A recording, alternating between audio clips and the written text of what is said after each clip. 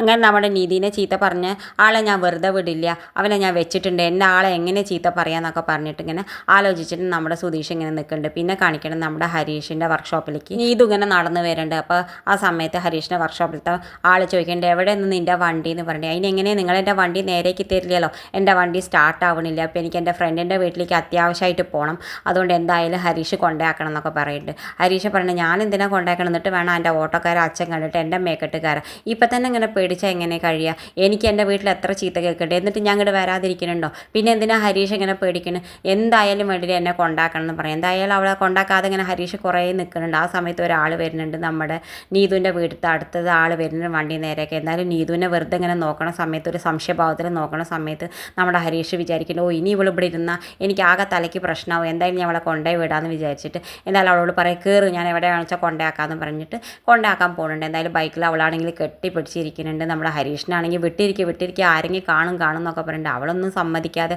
ഒരുപാട് കെട്ടിപ്പിടിച്ചിട്ട് ഇങ്ങനെ ഉമ്മയൊക്കെ വെക്കണ പോലെയൊക്കെ ഇരിക്കുന്നുണ്ട്. എന്തായാലും നമ്മുടെ ഹരീഷിനാണെങ്കിൽ ആകെ നാണക്കേടാവുന്നുണ്ട്. എവിടെ പോണ്ടേ പറയാമെന്ന് പറഞ്ഞു. ആ പോട്ടെ നേരെ പോട്ടെ. അവൾ വെറുതെ തമാശയ്ക്ക് നമ്മുടെ ഹരീഷിൻ്റെ ബാക്കിലിരുന്ന് പോകാൻ വേണ്ടിയിട്ട് ഓരോന്നും പറഞ്ഞിട്ട് ഇങ്ങനെ കൊണ്ടുപോകുന്നുണ്ട്. പിന്നെ കാണിക്കേണ്ടത് നമ്മുടെ സുധീഷ് ഒന്ന് വെറുതെ ഞാൻ നീതിനെ വിളിച്ച് നോക്കിയാലോ, നിധി എന്താ ചെയ്യണമെന്ന് അറിയാലോ എന്നൊക്കെ വിചാരിച്ചിട്ട് നമ്മൾ നീതിനെ വിളിക്കാൻ നോക്കുന്നുണ്ട്. നിധി ആണെങ്കിലും എല്ലാവരോടൊപ്പം ഇരുന്ന് ഭക്ഷണം കഴിക്കുന്ന സമയത്ത് നമ്മുടെ മോഹൻ സാറിൻ്റെ പ്ലേറ്റിൽ അടിച്ചു വരുന്ന ആളുടെ നിന്ന് അറിയാതെ ഒരു കഷ്ണം ഇറച്ചി വീഴുന്നുണ്ട് അയാളുടെ പ്ലേറ്റിലേക്ക്. അപ്പോൾ അയാൾ കുറേ ദേഷ്യപ്പെടുന്നുണ്ട്, എനിക്കിന്ന് വ്രതമെന്ന് അറിയാലോ, പിന്നെ എൻ്റെ പ്ലേറ്റിലേക്ക് ഇങ്ങനെ വീണാലോ പറഞ്ഞിട്ട് ഒരുപാട് ദേഷ്യപ്പെടുന്നുണ്ട്.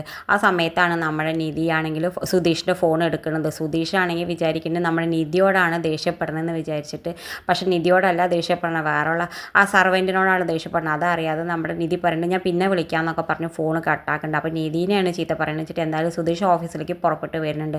എന്നിട്ട് ഓഫീസിൽ വന്നിട്ട് സെക്യൂരിറ്റിയോട് ചോദിക്കുന്നത് എനിക്ക് കയറാവോ, ആ കയറിക്കോളാൻ പറഞ്ഞിട്ട് ഉള്ളിൽ പോയിട്ട് നമ്മുടെ നിധിയുടെ റൂം ഏതാണെന്നൊക്കെ പറഞ്ഞിട്ട് നിധിയുടെ അടുത്ത് പോയി ആരാ നിന്നെ ചീത്ത പറഞ്ഞത്, നീ എന്തിനാ എൻ്റെ ഫോൺ കട്ടാക്കിയത്, നീ ആരാ ചീത്ത പറഞ്ഞത്. നിധിയാണെങ്കിൽ കുറേ പറഞ്ഞ് മനസ്സിലാക്കാൻ നോക്കണ്ടേ, സുധീഷാണെങ്കിൽ ഒരുപാട് തൊള്ളടുണ്ട്. അപ്പോൾ മോഹൻ സാർ ആരാ ഇയാളെ പുറത്താക്കാൻ പറയുന്നുണ്ട്. അപ്പോൾ നീയാണല്ലേ എന്ന് പറഞ്ഞിട്ട് ഒരുപാട് മോഹൻ സാറിനെ ദേഷ്യപ്പെടുന്നുണ്ട്. ആ സമയത്ത് പ്രദീപ് സാർ അവിടെ നിന്ന് കയറി വന്നിട്ട് പറയുന്നുണ്ട് ആരാ നിധി ഇതെന്ന് ചോദിക്കുന്നുണ്ട്. ഇതെൻ്റെ റിലേറ്റീവാണ്, റിലേറ്റീവിനോട് പറഞ്ഞ് മനസ്സിലാക്കുക, ഇവിടെ ഇങ്ങനെ ഷൗട്ട് ചെയ്യാൻ പാടില്ല, ഇതൊരു ഓഫീസല്ലേ എന്നൊക്കെ പറഞ്ഞു. നിധിക്കാണെങ്കിൽ ഇതൊക്കെ ആകെ ചമ്മണുണ്ട്. എന്തായാലും നമ്മൾ സുധീഷിനെ മെല്ലെ പിടിച്ചിട്ട് പോകാൻ പറഞ്ഞിട്ട് വീട്ടിലേക്ക് പറഞ്ഞയക്കുന്നുണ്ട്. എന്തായാലും നിധിക്ക് അതെന്നെ ആലോചിച്ചിട്ട് വല്ലാതെ നാണക്കേടാവുണ്ട്.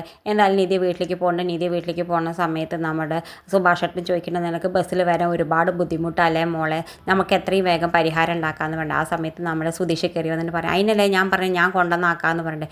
എന്തായാലും നമ്മുടെ നിധിയാണെങ്കിലും സുധീഷിൻ്റെ മേക്കിട്ട് ഒരുപാട് നിന്നോടല്ലേടാ പറഞ്ഞ് എൻ്റെ ഓഫീസിലേക്ക് എന്നോട് ആരാ പറഞ്ഞത്, ഒരുപാട് മര്യാദ കേട്ടിട്ടാണ് വർത്തമാനം പറയുന്നത് നമ്മുടെ സുധീഷാണെങ്കിൽ ഇത് വല്ലാത്ത സങ്കടമുണ്ട്.